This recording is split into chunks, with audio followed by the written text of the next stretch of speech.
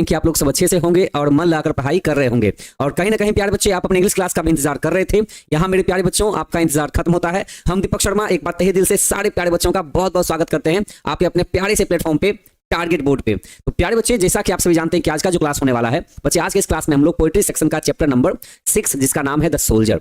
आज के इस क्लास में बच्चे हम लोग द सोल्जर चैप्टर को पढ़ने वाले हैं, ठीक है। और देखना है कि इस चैप्टर में हमको ऐसी कौन कौन सी बातें जो सीखने को मिलने वाली हैं। ओके तो बच्चे, एक प्यारा सा गुड मॉर्निंग आप सभी को। जल्दी से आप लोग क्लास में जुड़ जाइए बच्चे, और जहां तक हो सके प्यारे बच्चे आज के इस क्लास में आप लोग माइंड को एकदम बढ़िया तरीके से बच्चे एकदम रिफ्रेश माइंड से बैठेंगे, माइंड को फोकस करके बैठेंगे बच्चे, क्योंकि ये चैप्टर बच्चे आपका बहुत ज्यादा इंपॉर्टेंट होने वाला है। चलिए तो बच्चे, सबसे पहले एक चैप्टर को शुरू करने से पहले आपको हम ये बात बता देते हैं कि कल हमने आपको एक छोटा सा होमवर्क दिया था और हमने कहा था कि देखना यह है कि कितने बच्चों का ध्यान हमेशा क्लास में बना रहता है कि नहीं रहता है, कितने बच्चे माइंड को कंसंट्रेट करके बैठे रहते हैं। सिर्फ क्लास में आ जाना ही बच्चे क्रैश कोर्स का काम नहीं होता है, ठीक है ना, या क्लास को अटेंड करने का काम नहीं होता है। क्लास में आने के बाद आप कितने फोकस्ड हैं, कितने कंसंट्रेटेड हैं, ये बात बच्चे तब दिखता है जब आप को कुछ होमवर्क दिए जाते हैं, है ना। चलिए तो बच्चे, होमवर्क में हमने ये कहा था कि भाई हमने कुछ गलतियां करी थी कल के क्लास में, तो हमने कहा था कि आपको गलती को ढूंढ करके आना है, ठीक है ना। चलिए तो कुछ बच्चों ने जवाब दिया है, एकदम बढ़िया तरीके से जवाब दिया है कि सर कल हाँ कुछ गलत नहीं मिला। चलिए कोई बात नहीं, गलती नहीं मिली, हम फिर से आपको बता देते हैं। और कुछ बच्चे जो हैं जो एकदम गलती को ढूंढ करके लाए हैं, तो बच्चों ने गलती ढूंढा है कि सर वॉल्टर डेलामेयर साहब जो है वो कहीं शिफ्ट किसी दूसरे कंट्री में नहीं हुए थे, और हमने जानबूझ के वहां पर अमेरिका लिखा था, लेकिन वो इंग्लैंड से इंग्लैंड में ही रह गए थे, बस गांव को चेंज करके शहर में आ गए थे। वो केंट नाम की जगह को चेंज करके, जो कि शाल्टन में पड़ता है, तो वहां पर वो वहां से हट करके खाली बस लंदन में आकर के शिफ्ट हो गए थे। कहां पर आकर के? लंदन में आकर के शिफ्ट हो गए थे।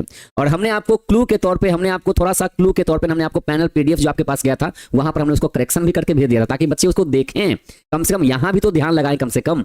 चलिए हाँ, तो जो बच्चे गलती नहीं ढूंढ पाए हैं कोई बात नहीं, आपको बता देते हैं कि वॉल्टर डेलामेयर इंग्लैंड में ही, ठीक है, बस गांव को छोड़ करके लंदन में आकर के शिफ्ट हो गए थे, वो अमेरिका नहीं गए थे। चलिए तो बच्चे, अब आज के चैप्टर को हम लोग अब शुरू करते हैं। तो देखते हैं कि आज के क्लास में बच्चे कितने एकदम अच्छे मन से कंसंट्रेट रहते हैं, ठीक है। चलिए बाकी तो बच्चे आपको एक अलग से हम क्लास लेंगे, इसका हम कब लेंगे, जब चैप्टर कंप्लीट हो जाएंगे तब, कि कौन से राइटर कहां पर जन्म लिए थे और कहां पर जाकर के शिफ्ट हुए थे, इसका एक अलग सा हम आपको एक वीडियो चाहे क्लास हम इसके बारे में बनाएंगे, ठीक है। चलिए बच्चे, टेस्ट आपका चलेगा जब आपका पोएट्री सेक्शन कंप्लीट हो जाएगा, तब एक टेस्ट चलेगा, मतलब पूरे पोएट्री सेक्शन को मिलाकर के टेस्ट लेंगे हम आपका, ठीक है। तो इसके लिए बच्चे आपको पोएट्री सेक्शन पे पहले कमांड तो पहले कर लीजिए। तो यहां देखिए बच्चे, चैप्टर का टाइटल है द सोल्जर, सोल्जर, और जिनके कंपोजर हैं अपने रूपर्ट ब्रूक, यही वो हैंडसम पर्सन है जो कि एक पोएट है, एक कवि है, और यही एक सोल्जर भी है, यही क्या है, एक सैनिक है, एक सिपाही है अपने देश के लिए। तो सबसे पहले हमको एग्जाम के लिए ये बात याद रखनी है कि द सोल्जर चैप्टर को किन्होंने लिखा है।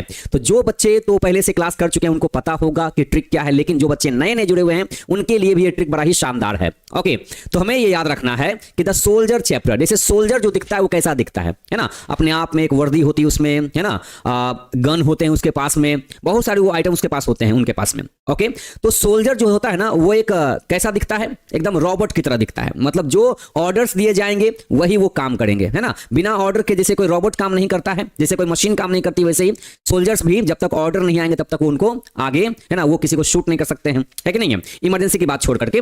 तो यहां देखिए, तो हमें याद रखना क्या है, यहां देखिए जब इनको पढ़ेंगे रूपर्ट, है ना, इनका नाम क्या है, रूपर्ट नाम है, लेकिन रूपर्ट से मिलता जुलता वर्ड अगर अपने जहन में हम रखें अगर कि रॉबर्ट, है ना, क्या हम लोग याद रखेंगे, रॉबर्ट, क्या रखेंगे, रॉबर्ट, ठीक है। तो रॉबर्ट भी कैसा दिखता है, तो वो एक सोल्जर की तरह दिखता है, मतलब सोल्जर जो है, एक जो सिपाही है, एक जो फौजी है वो, ठीक है, वो रॉबर्ट की तरह दिखता है, सिपाही भी रॉबर्ट की तरह दिखता है, रॉबर्ट की तरह दिखता है चाहे होता है, ठीक है। हम लोग ऐसे इसको बस याद करने के सेंस में इन बात को हम लोग थोड़ा सा देख सकते हैं। बाकी तो एग्जाम में आप चाहे तो डायरेक्टली भी इनको याद करके जा सकते हैं, लेकिन होता नहीं कि दिमाग में जो ट्रिक होते हैं वो जल्दी फिट बैठ जाते हैं, है ना। चलिए अब देखते हैं कि ये वाला ट्रिक आपके दिमाग में कितना फिट बैठता है, तो जो ऑब्जेक्टिव क्वेश्चन सामने आएंगे, है ना, तो वहां पता चल जाएगा। फिलहाल बच्चे, सोल्जर चैप्टर के राइटर हमारे हो गए रूपर्ट ब्रूक, जिनका जन्म 1887 में हुआ था और इनकी डेथ 1915 में हो गई थी, मतलब ये भी बहुत कम साल में ही इनकी डेथ हो गई थी, लेकिन ज्यादा नहीं, 13 साल इधर 15 साल, मतलब टोटल कितना है ना, देखिए मात्र 28 साल, कितने हो गए, मात्र 28 साल, है ना, 13 साल इधर 15 इधर, तो 15 13 कितने हो गए, 28 हो गए, है ना। तो बच्चे 28 साल की एज में भी इनकी डेथ हो गई थी, 28 ईयर्स में। अब क्यों, तो the reason behind it, personal details बच्चे, रूपर्ट ब्रूक के बारे में थोड़ा सा, ज्यादा नहीं, पर्सनल डिटेल्स में थोड़ा जानते हैं। He was born in a well to do academic family, मतलब एक धनी संपन्न परिवार में, है ना, एक धनी परिवार में इनका जन्म हुआ था। मतलब पैसे की कोई दिक्कत नहीं थी, फिर भी इन्होंने, है ना, अपने इस फौज को चुना, है ना, अपने फौजी बनने के सपने को चुना। और इनका परिवार ना एक एकेडमिक फैमिली था। कैसा था? एकेडमिक फैमिली, मतलब पढ़े लिखे लोगों का परिवार था। साथ ही साथ धन दौलत में भी कोई कमी नहीं थी। ठीक है, तो ना तो धन दौलत में कमी थी और ना तो कोई शिक्षा में कमी थी। ठीक है, तो ये इनका अपना मन रहा अपने देश के प्रति अपने लाइफ को डेडिकेट करने का, समर्पित करने का। ठीक है, होता ना, जज्बा होता है इंसान को। W.B. ईट्स, बच्चे याद रखिएगा, W.B. ईट्स नाम के एक फेमस पोएट रह चुके हैं इंग्लिश लैंग्वेज में। द फेमस पोएट कौन? W.B. ईट्स। डिस्क्राइब्ड हिम, मतलब हिम का मतलब कौन? Rupert Brooke, R.B. Rupert Brooke. RB के बारे में, रूपर्ट ब्रूक के बारे में W.B. ईट्स, जो कि बहुत महान कवि रह चुके हैं, बहुत फेमस कवि रह चुके हैं, इन्होंने डिस्क्राइब किया है, वर्णन किया है, बताया है क्या? As the handsomest young man in England, मतलब इंग्लैंड की धरती पर इनके जैसा जवान और साथ ही साथ खूबसूरत, है ना, एकदम जवान और खूबसूरत इंसान इंग्लैंड की धरती पर शायद ही जन्म लिया हो। ये बात किसी और ने नहीं, एक फेमस पोएट जिनका नाम W.B. ईट्स है, उन्होंने रूपर्ट ब्रूक के बारे में कहा है ये। ठीक है, he died of septicaemia, but he died of septicaemia, इनकी मौत हो गई सेप्टिसेमिया नाम की बीमारी से। सेप्टिसेमिया नाम की बीमारी से इनकी डेथ हो गई। कब? ऑन अप्रैल 23, 1915, है ना, 1915 में 23 अप्रैल को इनकी डेथ हो गई। ठीक है, चलिए, तो बच्चे इनकी जो डेथ हुई ना, वो युद्ध के दौरान ही इनकी डेथ हुई है। मतलब गोली लगने से डेथ नहीं हुई है, ऐसा नहीं कि वॉर पे गए और इनको दुश्मन ने गोली मार दिया, वो रीजन नहीं था। ठीक है, रीजन ये था कि इनको बीमारी से ये सफरिंग कर रहे थे, ये जूझ रहे थे बीमारी से। तो उसी बीमारी से जिसका नाम सेप्टिसीमिया है, तो इसी बीमारी के कारण इनका डेथ हो गया था बहुत ही कम एज में। आगे बढ़ते बच्चे।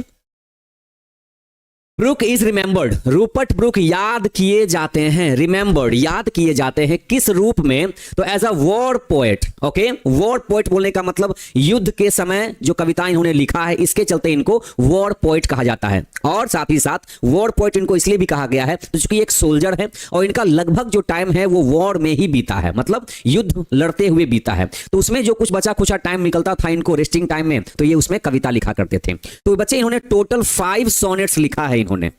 इन्होंने टोटल अपने लाइफ में टोटल 5 सोनेट्स लिखा है। अब सोनेट्स क्या होता है? तो बच्चे कह सकते हैं, एग्जाम में पूछेगा तो कहिएगा कि 14 लाइंस, है ना, जो पोअम, जो कविता, ठीक है, 14 लाइन में लिखी गई हो, 14 पंक्ति में लिखी गई हो, उसको सोनेट कहते हैं। और ऐसी ऐसी कविता इन्होंने 5 लिखी है, लेकिन 5 में जो सबसे ज्यादा फेमस हुई है ना, उस कविता का नाम है द सोल्जर। ठीक है, द सोल्जर। ठीक है बच्चे, मतलब सबसे ज्यादा जो फेमस हुई है वो द सोल्जर है।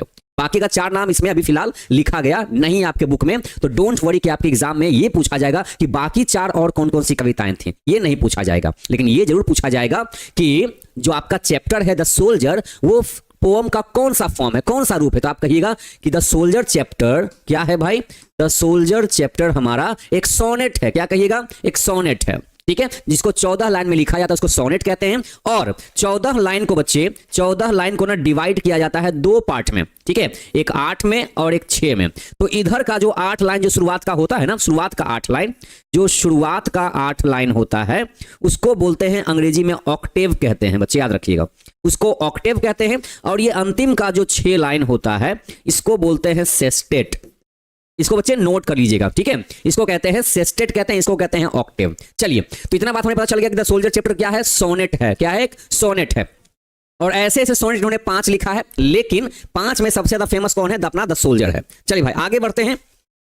हाँ, तो इन्होंने जो वॉर पोएट के नाम से इनको आज भी याद किया जाता है वो इसलिए क्योंकि वो इंस्पायर्ड पैट्रियटिज्म, है ना, कि जो कविता, जिस कविता ने लगभग लोगों के अंदर देशभक्ति की भावना जगा दिया, तो इसीलिए इनको वॉर पोएट भी कहा जाता है। और ये जो देशभक्ति की भावना है ना, ये फर्स्ट वर्ल्ड वॉर के टाइम लोगों में और ज्यादा जगा दिया था कि देखो एक योद्धा, है ना, एक सैनिक जो बीमारी से ग्रसित है, चाहे तो वो छुट्टी लेके घर पे आराम कर सकता था, लेकिन उसने अपनी बीमारी की परवाह ना करते हुए फिर भी अपने देश के खातिर वहां पर वो बॉर्डर पे डटा रहा, दुश्मनों से लड़ता रहा वो, इसलिए इनको वॉर पोएट के नाम से आज भी याद किया जाता है।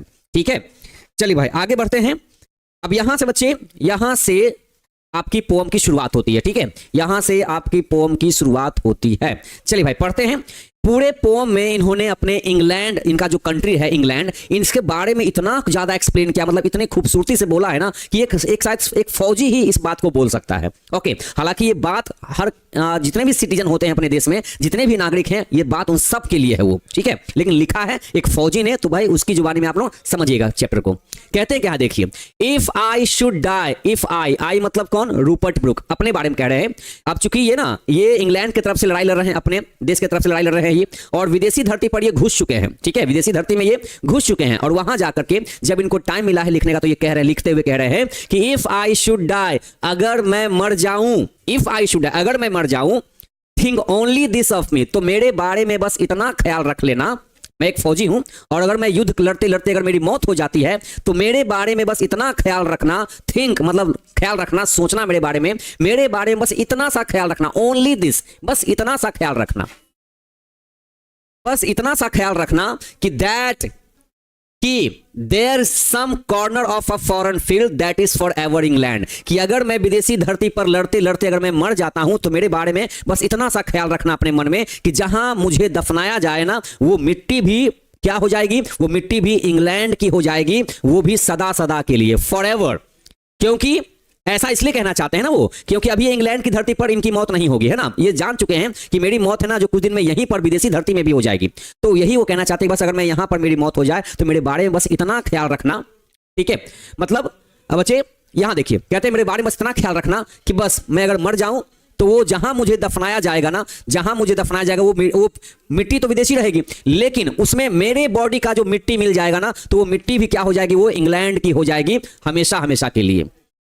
क्यों, उसका रीजन यह है, because there shall be in that rich earth a richer dust concealed, मतलब कि ये जो विदेशी मिट्टी है ना, ये जो विदेशी मिट्टी है, जहां पर मुझे दफनाया जाएगा, जहां मुझे दफन किया जाएगा, वो एक समृद्ध मिट्टी है, वो भी एक अच्छी मिट्टी है। ये दूसरे देश की बुराई नहीं कर रहे हैं, कहते हैं जहां मुझे दफनाया जाएगा उस मिट्टी में, वो मिट्टी पहले से समृद्ध है, लेकिन अगर मुझे उस मिट्टी में दफना दिया गया ना, तो वो मिट्टी और ज्यादा समृद्ध हो जाएगी, और ज्यादा समृद्ध हो जाएगी, क्योंकि उसमें है ना, उसमें जो मिट्टी मिलेगी, उसमें जो धूल मिलेगी, उसमें जो मिट्टी मिलेगी, जो छिपी रहेगी यहां पर, वो इंग्लैंड की मिट्टी रहेगी।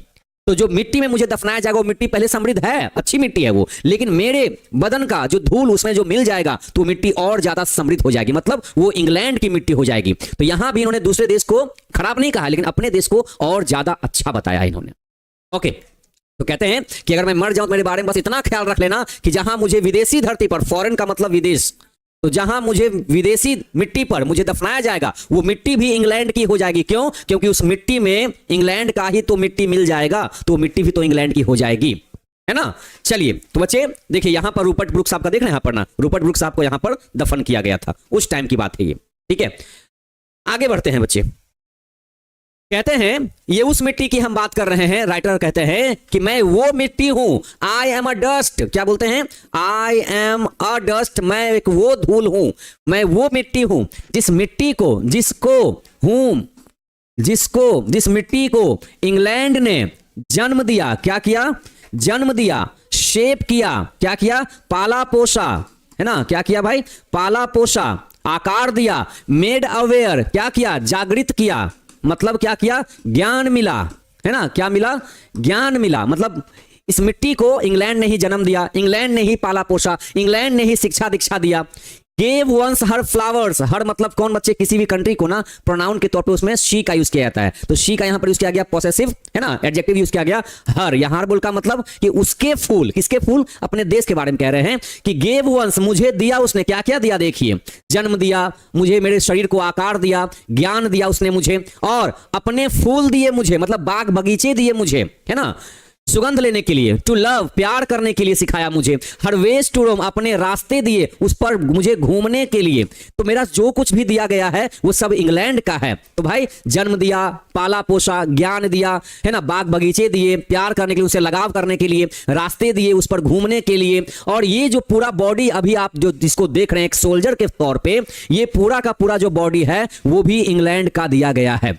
इंग्लैंड की ही हवा में, इंग्लैंड की ही हवा में मैंने सांसें लिया, इंग्लैंड की ही हवा में मैंने सांसें ली, वॉश, है ना, मैंने नहाया, मैंने नहाया बाय द रिवर्स, यहीं की नदियों में मैंने नहाया, मतलब यहां की नदियों ने मुझे पानी दिया नहाने के लिए, मेरे बदन को साफ करने के लिए।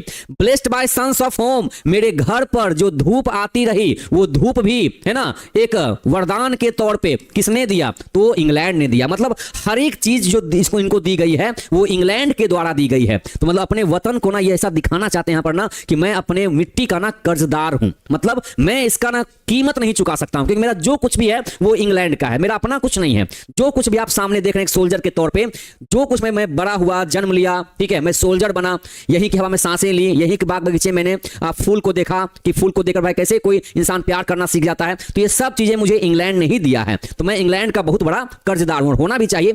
कंट्री के हर एक सिटीजन भाई कर्जदार होते हैं अपने देश के, इसलिए जब देश की जब बात आ जाती है तो हम लोग नहीं सोचते हैं कि हमने अपने जान को दांव पे लगाने की, बस अपने कंट्री को बचाना है तो बचाना है, ये हो जाता है।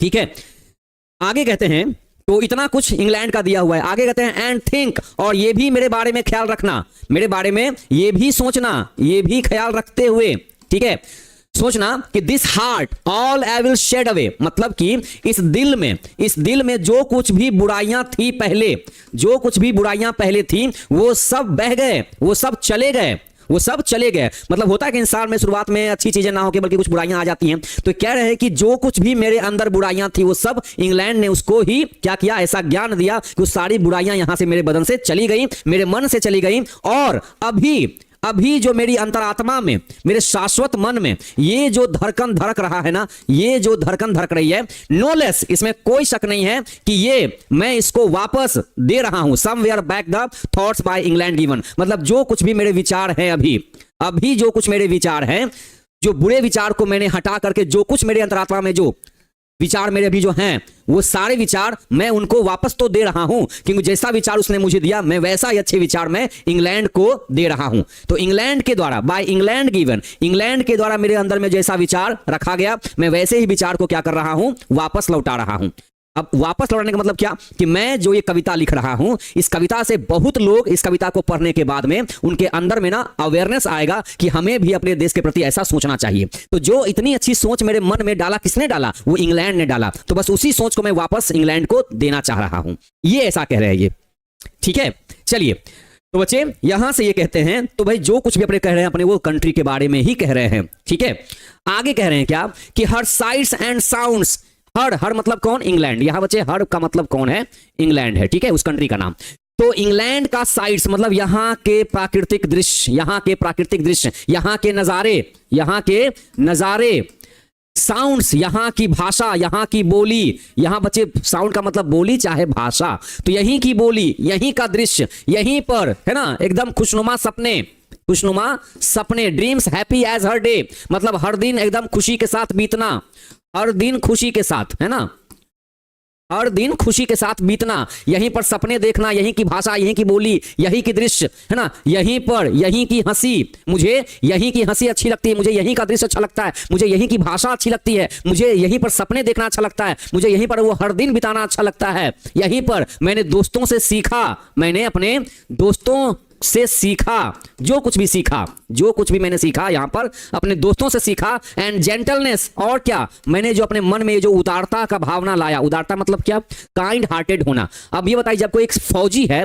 तो सोचिए वो कितना काइंड हार्टेड इंसान हो सकता है कि उसने अपने जीवन को ना सीधे अपने देश के लिए समर्पित कर दिया। तो उससे बड़ा कोई काइंड हार्टेड इंसान हो सकता है क्या, उससे बड़ा कोई जेंटलनेस उसके अंदर कोई हो सकता है क्या, नहीं ना। तो ये जो उसने उदारता वाली चीज सीखी, उसने अपना ये दयालुता वाली उसने जो चीज सीखी है वो किसके द्वारा सोच दी गई है, तो कहते हैं सारी चीजें मुझे इंग्लैंड के द्वारा दी गई है, मतलब किसी और ने नहीं दिया है, ये सारी चीजें मेरे अंदर इंग्लैंड ने भर दिया है। Okay, in hearts at piece, और मेरे मन में ये जो शांति है, अभी मेरे मन में जो शांति है ना, कि मैं इस शांति के साथ इस अंग्रेजी इंग्लिश हेवन, मैं इस अंग्रेजी स्वर्ग में, इंग्लिश हेवन मतलब मैं इस अंग्रेजी स्वर्ग में शांति के साथ, ठीक है, मतलब मैं अलविदा कह सकता हूं, मैं जा सकता हूं। तो मेरे बारे में बस इतना ख्याल रखना कि अगर मेरी मौत हो जाती है तो जहां मुझे दफन किया जाएगा ना, वो मिट्टी भी पूरी की पूरी हमेशा के लिए इंग्लैंड की हो जाएगी। ठीक है, तो बच्चे याद रखिएगा कि इन्होंने जो भी कुछ यहां पर बोला है, मतलब इन्होंने साफ साफ कह दिया है कि मेरे दोस्त लोग, यहां की हंसी, यहीं के सपने, यहीं के दृश्य, यहीं की भाषा, यहां का वो हर दिन बीतना, यहीं का मुझे अच्छा लगता है। और मेरे मन में जो शांति है, मैं शांति के साथ इस दुनिया के मतलब चला जाऊंगा ना, तो मतलब ये भी जो सोच है ना, ये सोच भी इंग्लैंड की ही दी हुई है। मतलब हर एक चीज में इन्होंने जो जिक्र किया है किसका, सिर्फ और सिर्फ इंग्लैंड का। मतलब हर पैराग्राफ में घूम फिर के बात कहां पे इन्होंने ले आया है, तो अपने कंट्री के बारे में लिखा गया है। ठीक है, चलिए तो बच्चे यहां देखिए, यहां देखिए बच्चे, अब इस चैप्टर का है ना, आप देखते हैं बच्चे कि वाकई ये चैप्टर सोनेट था कि नहीं था, आपने ध्यान दिया नहीं दिया, देखिए है ना, 1 2 3 4, ठीक है, 5 6 7 8, हाँ 9 10 11 11, हाँ 12 13 और 14। मतलब बच्चे ये 14 लाइंस में ये जो पोम है आपका ये सिमट गया। मतलब वाकई एक सोनेट है ना, ये 14 लाइन वाली कविता है, मतलब ये सोनेट तो है। तो अगर पूछा जाए कि द सोल्जर कैसी पोएट है, कैसी पोम है, तो आप कह सकते हैं द सोल्जर एक है ना, एक वॉर पोम भी इसको आप कह सकते हैं। वॉर पोम मतलब क्या, युद्ध में लिखी गई कविता, उसको वॉर पोम कह सकते हैं, है ना। आप इसको एक सोनेट का, इसको पोम का एक फॉर्म जिसका नाम सोनेट है, तो ये कविता एक सोनेट भी कहला सकती है। ये बोल दे कि रूपर्ट ब्रूक कैसे पोएट है, तो ये एक वॉर पोएट है ना। चलिए, और एक क्वेश्चन और अगर कर दे कि ये जो कविता है और कैसी कविता, तुम कह सकते हैं कि एक पैट्रियोटिक पोएम है। पैट्रियोटिक बोलने का मतलब होता है क्या, देशभक्ति। तो इसमें पूरे कविता में तो अपने देश के बारे में तो इंसान को भक्ति करते नजर आया है, तो हम कह सकते हैं कि एक देशभक्ति कविता है ना। चलिए भाई देखते हैं, अब थोड़ा सा सब्जेक्टिव टाइप क्वेश्चन की ओर बढ़ते हैं। कहते हैं how is the poet expressing his indebtedness to England. Okay, यहां देखिए बच्चे, यहां पर क्वेश्चन पूछा कि पोएट जो है, जो कवि है रूपर्ट ब्रूक, इन्होंने कैसे एक्सप्रेस किया है, मतलब कैसे जताया है अपने इस कर्ज को, अपने इस कर्ज को, जो कर्ज है ना, जो चढ़ा हुआ है इन पर, जो इंग्लैंड के द्वारा दिया गया है, तो इंग्लैंड के प्रति जो कर्ज इनका है, यहां पर उन्होंने कैसे दिखाया है। The poet has sincerely shown indebtedness. यहां पर इस कवि ने एकदम सिंसियरली, बड़ी ही समझदारी के साथ दिखाया है, क्या, उस कर्ज को दिखाया है जो कि अपने कंट्री के द्वारा इसको दिया गया है। इन हिज वर्ड्स, अपने शब्दों में, he was born and brought up. अपने शब्द में यहाँ पर क्या कहना चाहते हैं कि इन्होंने जो जन्म लिया, इनको पाला पोसा गया। ब्राउट अप का मतलब होता है पालना पोसना, ठीक है, ब्रिंग अप होता है मीनिंग इसका। तो he was born and brought up, जन्म लिया, पाला पोसा गया इनको, इन इंग्लैंड। कहां पर, इंग्लैंड में। यहीं पर इन्होंने, इस अंग्रेजी हवा में ही इन्होंने सांसें ली। He was washed by the rivers, नदियों में इन्होंने नहाया, यहीं के पानी में इन्होंने नहाया, जो पानी भी इंग्लैंड का है। And blessed by the sunlight of England, और इंग्लैंड में ही इनको जो धूप मिली है ना, ये धूप भी एक वरदान के तौर पे इनको जो मिला, वो भी इंग्लैंड का ही है। तो मतलब देख रहे हैं कि हर चीज के लिए क्या है, ये कर्जदार है, ये हर चीज के लिए कर्जदार है। बच्चे जल्द ही आपको ब्रह्मास्त्र वाला भी PDF जल्दी मिलने वाला है, ठीक है, बहुत जल्दी मिलने वाला है। Next one, is the speaker afraid of death. Simple सा क्वेश्चन है, इज द स्पीकर। बच्चे जब स्पीकर की चर्चा करें ना, चाहे ऑब्जेक्टिव क्वेश्चन हो चाहे सब्जेक्टिव क्वेश्चन हो, याद रखिएगा स्पीकर का मतलब वक्ता होता है। वक्ता मतलब कौन, जो भाई कविता यहां पर पढ़ रहा है आपको, ठीक है। तो कविता पढ़ने वाले कौन, सिंपली बच्चे समझिएगा जो पोएट होते हैं ना, उन्हीं को यहां पर स्पीकर भी कहा गया है। इतना याद रखिएगा, मतलब क्वेश्चन घुमाने की आपको कोशिश करेगा, लेकिन घूमना नहीं बच्चे, घूमना नहीं है। Is the speaker afraid of, afraid of का मतलब होता है डरना। तो क्या ये जो पोएट हैं रूपर्ट ब्रूक, क्या इनको मौत से डर है क्या? नहीं भाई, कॉमन सेंस वाला क्वेश्चन है। एक सोल्जर को मौत से क्यों डर रहेगा, वो तो वहां पर गया अपने जीवन को दांव पे लगा के वहां पर, है ना, देश की सेवा करने के लिए। तो नो, सबसे पहले यहां पर आंसर क्या होगा, नो। नहीं, the speaker is not afraid of death. ये जो वक्ता हैं, ये इनको बिल्कुल भी डर नहीं है मौत से, बल्कि रैदर, है ना, बल्कि he is ready to die, बल्कि वो तो तैयार हैं एकदम, वो तो एनी टाइम तैयार हैं मरने के लिए अपने देश के प्रति, है ना, अपने देश के लिए वो किसी भी वक्त वो अपने आप को मरने को मिटने को तैयार है। तो उनको डर कैसे लग सकता है, तो इसका आंसर निकलेगा नो, नो, ठीक है। आगे बढ़ते बच्चे, number 3, how would he like to be remembered if he died there. कहना चाहते हैं how would he like to be remembered, वो अपने आप को, है ना, कैसे याद करवाना चाहते हैं लोगों के द्वारा। और इफ एट ऑल, अगर मान लेते हैं कि उनकी अगर मौत हो जाती है इन द बैटल, उस युद्ध में, how would the soldier like to be remembered. तो उसी बात को ऐसे पूछा है कि कैसे वो अपनी जनता में, अपने लोगों में वो याद, है ना, होना चाहते हैं, कैसे। तो he would like to be remembered, सबसे पहले वो याद लोगों से रखना चाहते हैं लोगों के मन में, कैसे, तो एज अ मैन, उस व्यक्ति के रूप में, हु वॉज बॉर्न, उस व्यक्ति के रूप में, एज अ मैन, उस व्यक्ति के रूप में जिसने जन्म लिया, जिनको पाला पोसा गया इंग्लैंड में, और जो अपने कंट्री से बहुत ज्यादा प्यार करता था। ओके, एंड कंट्रीमैन, अपने कंट्री से भी और अपने कंट्रीमैन से। आखिर कंट्रीमैन से ही तो कंट्री बनता है। कोई पूछे कि भारत कौन है, इंडिया कौन है, तो क्या कहिएगा, कौन है इंडिया, कौन है Bharat?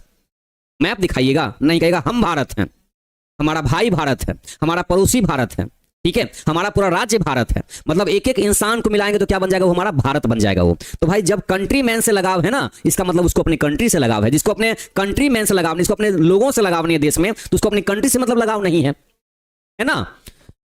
From heart and soul, जो अपने एकदम तन मन धन से अपने देश में भाई उसकी सेवा में लगे रहे, अपने देशवासियों में भी अपने देश में भी, तो मुझे उस व्यक्ति के रूप में मुझे याद लोग करे, मैं ऐसा चाहूंगा। ये राइटर कह रहे हैं।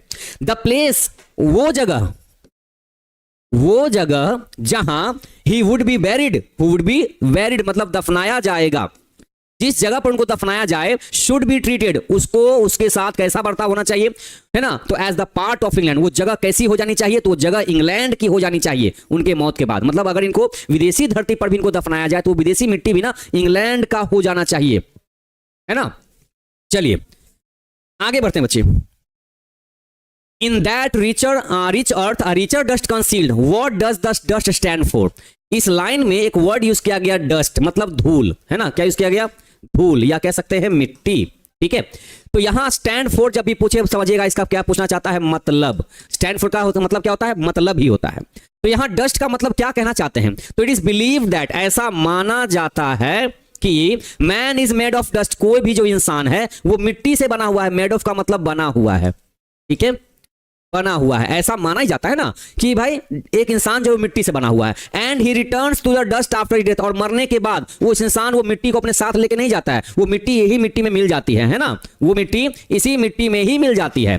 तो हेयर, यहां the dust stands for the soldier, यहां जो डस्ट है ना, यहां इस डस्ट का मतलब बार बार बोला जा रहा है सोल्जर, मतलब एक फौजी को बोला गया है कि फौजी को देखिए, अपने आप को ये सोल्जर का रूप नहीं देते, अपने आप को मैं मिट्टी के बराबर हूं, मैं धूल के बराबर हूं इंग्लैंड का, ओके। तो मैं एक धूल हूं, हु वुड बी बैरिड, जिस धूल को, जिस फौजी को यहां दफनाया जाएगा इस विदेशी धरती पर, विदेशी में या विदेश में, in the event of his death, तो उसकी मौत पर ना, उस बैटलफील्ड में, उस युद्ध वाले जगह में ना, जब इनकी मौत हो जाएगी तो जो दफनाया जाएगा विदेशी मिट्टी में, तो वो मिट्टी भी हमेशा हमेशा के लिए इंग्लैंड की हो जाएगी। He calls the place rich, जिस विदेशी धरती पर इनको दफनाया जाएगा वो जगह को ये क्या कहते हैं, he calls the place rich, उसको ये रिच कहते हैं, उस मिट्टी को, है ना। बट अपनी कंट्री को इन्होंने, यहां अपने देश को इन्होंने क्या बोला है, रिचर, मतलब ज्यादा समृद्ध, है ना, ज्यादा समृद्ध। तो ये क्या दिखाता है, दिस शोज, यह दिखाता है this shows his deep patriotism, इसके इस गहरे देशभक्ति को, गहरी देशभक्ति वाली भावना को दिखाता है, ये गहरी देशभक्ति को दिखाता है ये, है ना, कि दूसरे देश को क्या बोला कि भाई वो भी जगह अच्छी है, लेकिन हमारा जो वतन है ना वो बहुत ज्यादा खूबसूरत है, बहुत ज्यादा अच्छा है, बहुत ज्यादा समृद्ध है वो, ठीक है। चलिए, हाँ, इटर्नल का मतलब होता है बच्चे शाश्वत, मतलब अंदर का जो मन होता है ना, जो अंतरात्मा होती है, उसको बोलते हैं शाश्वत मन। तो अपने शाश्वत मन में इनका जो विचार रहा है ना, वो विचार भी इंग्लैंड का द्वारा दिया गया है वो, ठीक है। चलिए बच्चे, ये आपका यहां पर हो गया सब्जेक्टिव वाले पार्ट। एक और क्वेश्चन भाई बचा हुआ है सब्जेक्टिव का, कहते हैं how can some corner of a foreign field be forever England, कैसे, हाउ, कैसे, है ना, some corner of a foreign field मतलब विदेशी धरती का कुछ हिस्सा चाहे कुछ कोना हमेशा हमेशा के लिए इंग्लैंड का हो जाएगा। फॉरएवर मतलब हमेशा हमेशा के लिए, हमेशा हमेशा के लिए फॉरएवर इंग्लैंड का हो जाएगा। कैसे हो जाएगा, तो some corner of a foreign field would be forever England, कुछ जो हिस्सा है, कुछ जो कोना है मिट्टी का, वो इंग्लैंड का हो जाएगा हमेशा हमेशा के लिए, क्योंकि वहां पर वुड ले बैरिड एन इंग्लिश सोल्जर, क्योंकि उस मिट्टी में एक इंग्लैंड का फौजी लेटा हुआ है, दफनाया हुआ है, जिस सोल्जर ने बलिदान दे दिया है, किसके लिए, सेक्रीफाइस्ड हिज लाइफ, अपने जीवन का बलिदान दे दिया है, ठीक है, किसके लिए, तो for the honour and prestige of his country, अपने देश के सम्मान के लिए, अपने देश की इज्जत के लिए और सम्मान के लिए। जिस सोल्जर ने अपने देश की इज्जत और सम्मान की खातिर अपने जीवन का बलिदान दे दिया है, तो जहां उसको दफनाया जाएगा वो मिट्टी भी इंग्लैंड की ही कहलानी चाहिए। ओके, आगे बढ़ते बच्चे। यहां से अब देखना यह है कि आज आप लोगों का कितना फोकस रहा था और देखते उस हिसाब से कितना क्वेश्चन आप सही सही बनाते हैं। अब देखते हैं कि भाई कितने बच्चे एकदम सही सही आंसर दे पाते हैं। ग्रामर का भी क्लास बच्चे चलेगा, घबराना बिल्कुल नहीं है, लेकिन पहले रेनबो पार्ट 2 जो इतना इंपॉर्टेंट चैप्टर्स इसमें है, क्वेश्चन जहां से बच्चे आने वाले हैं, पहले इसे तो कंप्लीट कर ले। हाँ तो बच्चे देखिएगा, लिखा हुआ रूपर्ट ब्रुक प्रेजेस। हाँ कुछ ऐसे वर्ड है जिसका बच्चे मीनिंग नोट करते चलना है, ठीक है ना। प्रेजेस का मतलब होता है तारीफ करना, तारीफ करना होता है, प्रशंसा करना होता है। तो रूपर्ट ब्रुक जो कि द सोल्जर चैप्टर के राइटर हैं, किसकी तारीफ करते हैं बताइए, किसकी तारीफ करते हैं? इंग्लैंड की, जर्मनी की, रशिया की या अमेरिका की? अब कॉमन सेंस वाले क्वेश्चन है ना। अब जिन्होंने एक बार मतलब एक झलक भी पढ़ा था इसका आंसर दे सकते हैं, है ना। तो 1 का बच्चे सही आंसर क्या होना चाहिए? तो इंग्लैंड, बिल्कुल एकदम देखिए राइट आंसर है। अब ऐसे ऐसे क्वेश्चन बताइए पूछे जाएंगे एग्जाम में, आपको क्या लगता है खाली टफ ही क्वेश्चन पूछा जाता है एग्जाम में? ऐसा नहीं है, ठीक है। उसको इजी और उसको टफ स्टूडेंट ही तो बना देते हैं। कौन सा क्वेश्चन टफ है, कौन सा क्वेश्चन इजी है? इजी मतलब क्या हो गया? सिंपली, है ना, जो आपको याद है तो इजी है, नहीं याद है, नहीं पढ़े थे तो वही टफ हो जाता है। हाँ, dash is remembered as a war poet. War मतलब युद्ध वाले कवि। युद्ध वाले कवि कौन कहलाएंगे? Rupert Brooke, TS Eliot, DH Lawrence या फिर Walter de la Mare. Okay, तो भाई वो है अपने रूपर्ट ब्रुक, याद रखेंगे। वॉर का मतलब होता है युद्ध, है ना। युद्ध में कौन होते हैं भाई? फौजी होते हैं। फौजी कैसा दिखता है? तो फौजी रॉबर्ट की तरह दिखता है, कोई दिक्कत नहीं।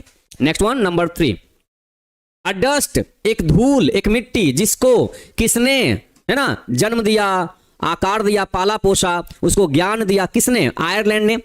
वो मिट्टी कहां की? आयरलैंड की, इंडिया की, इंग्लैंड की या आइसलैंड की? ठीक है, कहां की? हाँ तो बच्चे बताइएगा कहां की मिट्टी ने? तो भाई अपने इनके इंग्लैंड की मिट्टी ने, ठीक है, इंग्लैंड की मिट्टी ने। Next one, the term concealed, यहां बच्चे एक वर्ड यूज किया गया है कंसील। तो इस कंसील का मतलब इस सोल्जर चैप्टर में स्टैंड फॉर करता है। स्टैंड फॉर का मतलब क्या है? इस कंसील का जो इस चैप्टर में यूज किया गया है, कंसील का मतलब क्या है? छुपा हुआ है, गायब हो गया है, दिखाया गया है या इसको खोला गया है? क्या यहां पर करने की बात हो रही है? तो हम कह सकते हैं कंसील का मतलब इसे रूपर्ट ब्रुक को, है ना, जहां पर दफनाया जाएगा। दफनाने का मतलब क्या हुआ? वो कब्र में चले गए और कब्र को ऊपर से ढक दिया जाता है। तो कोई भी चीज जो ढक दी गई ऊपर से, है ना, जो अंदर से रख करके ऊपर से ढक दी गई है, तो वहां पर छिपने की बात हो गई। तो कह सकते हैं हिडन वर्ड यहां पर बिल्कुल सही ऑप्शन है, ठीक है। कंसील का मतलब होता है चीजों को हाइड करना, छिपा देना, ढक देना, उसको कह सकते हैं। Next one, the soldier is a dash poem. The soldier is a dash poem, exam में क्वेश्चन आया, the soldier is a dash poem. Soldier कैसी कविता है? नेचर वाली कविता है, वॉर युद्ध वाली कविता है, प्यार से भरी कविता है या एकदम खुशी जाहिर करने वाली कविता है ये, है ना। तो द सोल्जर, सोल्जर का मतलब सैनिक, मतलब फौजी। कहां पे मिलेंगे आपको? तो जहां पे वॉर होता है वहीं पर मिलेंगे, है ना, जहां पे युद्ध होता है वहीं पर मिलेंगे। Number 6, the soldier is written by. The soldier is written by, soldier chapter को लिखा गया है किनके द्वारा? तो अगर बेसिकली अगर ट्रिक से अगर देखा जाए ना, तो सोल्जर मतलब सैनिक मतलब फौजी, उनका जो रूप होता है, उनका जो रूप होता है, क्या होता है? रूप होता है कैसा? तो रॉबर्ट की तरह होता है। तो हम ऐसे भी इस वर्ड को कनेक्ट कर सकते हैं ना, जोड़ करके एग्जाम में याद रखने के लिए। नेक्स्ट वन, तो बच्चे 6 का आपका आंसर हो गया Rupert book. Next number 7, a poem, एक कविता जो कि बनी हुई है, ठीक है, जुड़ी हुई है, बनी हुई है कितने लाइन से, जिसको सोनेट कहते हैं। तो सोनेट कितने लाइन से बनी हुई कविता कहलाती है? ये पूछना चाह रहा है पोम में। 14 लाइन्स, 15 लाइन्स, 16 लाइन्स या 20 lines? A poem consisting of, हाँ तो भाई सोनेट का मतलब हो गया कितने लाइन की? 14 लाइन्स की। बहुत बढ़िया जवाब बच्चे, 7 का ये। Next one, number 8, dash is inevitable. Dash is inevitable, okay, मतलब ऐसा क्या है जो इनएविटेबल, मतलब इसको टाला नहीं जा सकता है, जिसको टाला नहीं जा सकता है, वो कौन है? डेथ है, एक्सटॉर्शन है, लाइफ है या सोल है? तो भाई ये डेथ क्वेश्चन है बच्चे, यहां पर डेथ आपका आंसर हो जाएगा। डेथ इज इनएविटेबल, मौत को टाला नहीं जा सकता है। Next one, the place where the soldier would be buried. Buried का मतलब दफनाया जाएगा, ठीक है, दफनाया जाएगा। तो द प्लेस, वो जगह जहां उस सोल्जर को दफनाया जाएगा, should be treated as the part of dash after his death, मतलब मौत के बाद वो जगह भी कहां की कहलाएगी? तो पूरे चैप्टर में तो भर भर के लिखा गया है क्या? इंग्लैंड के बारे में, तो इंग्लैंड ही वो जगह कहलाएगी। Next number 10, the speaker. बच्चे स्पीकर का मतलब याद रखिएगा पोएट, मतलब कवि। The poet is not afraid of dash, poet बिल्कुल भी डरते नहीं हैं, ये डरते नहीं हैं किस चीज से? तो इस चैप्टर के पोएट कौन है? रूपर्ट ब्रूक हैं, जो कि एक सोल्जर है। तो सोल्जर किस चीज से नहीं डरते हैं? सोल्जर भाई किसी भी चीज से नहीं डरते हैं, चाहे वो मौत ही क्यों ना हो, है ना। तो he is not afraid of death. Next one, the dust stand for the, ये जो डस्ट यहां पर एक धूल के बराबर जिसको माना गया है, वो धूल के बराबर का मतलब यहां क्या है? एक प्लम्बर के रूप में, एक स्वीपर के रूप में, एक कारपेंटर के रूप में, या फिर एक सोल्जर के रूप में। तो यहां धूल एक सोल्जर को बोला गया है ना, एक फौजी को बोला गया है। तो बच्चे 11 का आपका आंसर हो गया नंबर डी।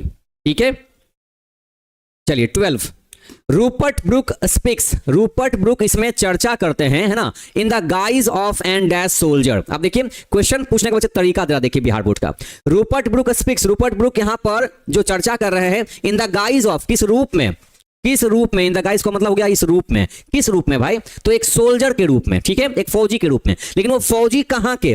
बच्चे अगर आप क्वेश्चन को समझते हैं ना, तो आपका आंसर कुछ भी नहीं है। मेनली क्वेश्चन कभी ऐसा पूछा जाता है एग्जाम में ना, कि बच्चा क्वेश्चन को पढ़ने के बाद उसमें उलझ के रह जाता है, जबकि क्वेश्चन बड़ा आसान है, ज्यादा कुछ है नहीं। रूपर्ट ब्रूक चर्चा करते हैं कैसे? एक सोल्जर के रूप में। तो सोल्जर कहां का? तो एक इंग्लिश सोल्जर, जो कि इंग्लैंड का। किसी भी वर्ड के आगे आप अगर इंग्लिश लगा देते हैं तो मतलब वो इंग्लैंड का हो गया। जैसे इंग्लिश मूवी, है ना, इंग्लैंड की मूवी यहां पर हो गई। आप कहते हैं इंग्लिश चेयर, तो अंग्रेजी वाली, मतलब यहां पर नहीं कि अंग्रेजी को सब्जेक्ट, नहीं, इंग्लिश का मतलब यहां इंग्लैंड का हो जाता है। तो वही इंग्लिश सोल्जर बोलने का मतलब इंग्लैंड का सिपाही, ऐसे इसको कह सकते हैं।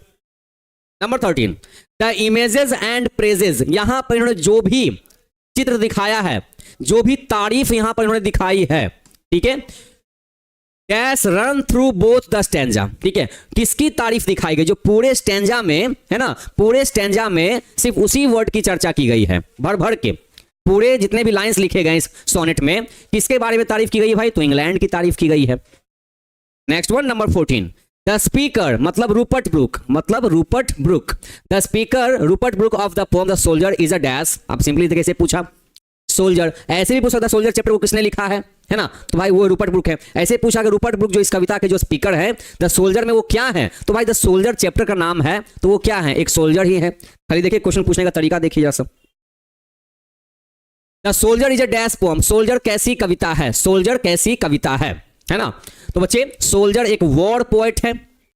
अच्छा, एग्जाम में हो सकता है वॉर वर्ड को अगर हटा करके यहां पर अगर पैट्रियोटिक लिख दे, अगर पैट्रियोटिक अगर लिख दे, तो कह सकते हैं बच्चे ये भी हमारा आंसर हो जाएगा। कैसा?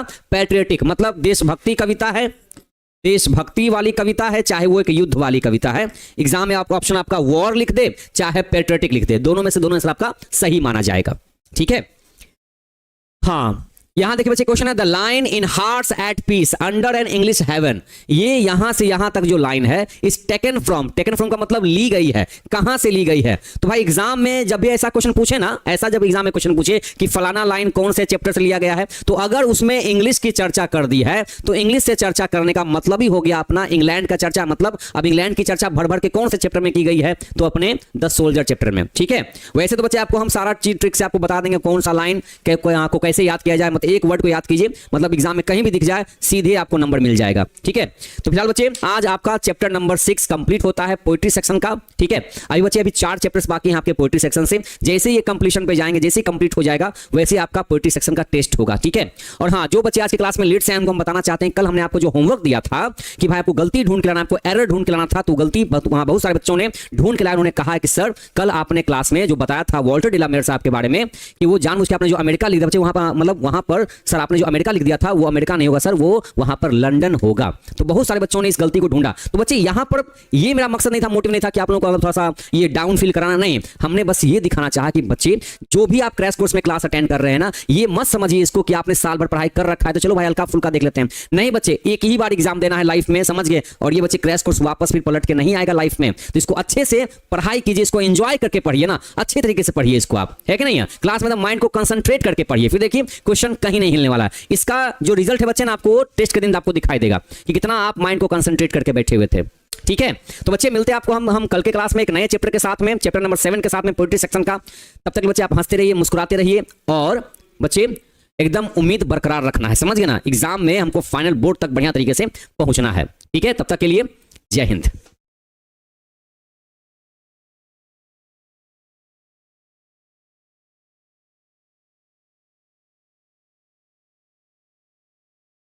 जय हिंद प्यारे बच्चे।